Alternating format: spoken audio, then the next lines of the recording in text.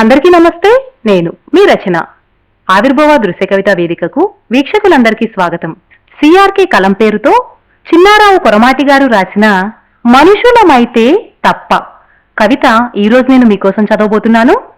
మనుషులమైతే తప్ప.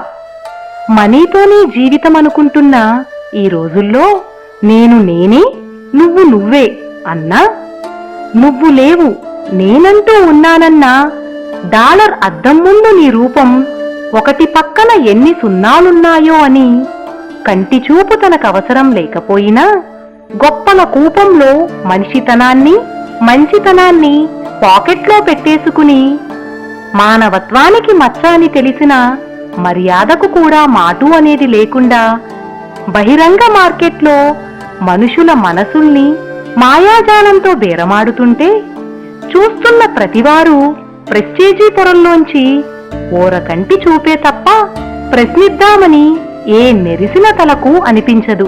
అది ఏ దేశమైనా ఏ నేల అయినా అందలం ఎక్కాలన్న తపన తప్ప అందరూ ఎదగాలన్న అంశమే కానరాదు. Money money money money money అనే మరమనుషులకు మనసెక్కడుంటుంది? అందుకే మనమందరం మనుషులుగానే ఉందాం, మనుషులుగానే జీవిద్దాం.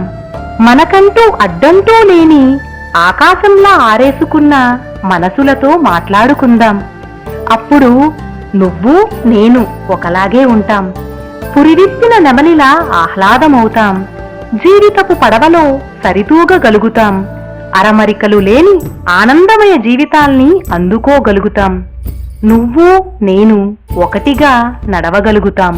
ఇంతటితో ఈ కవిత సమాప్తం. మరలా వచ్చే కార్యక్రమంలో మరో మంచి కవితతో మీ ముందుకొస్తాను. అప్పటి వరకు సైనింగ్ ఆఫ్, మీ రచన.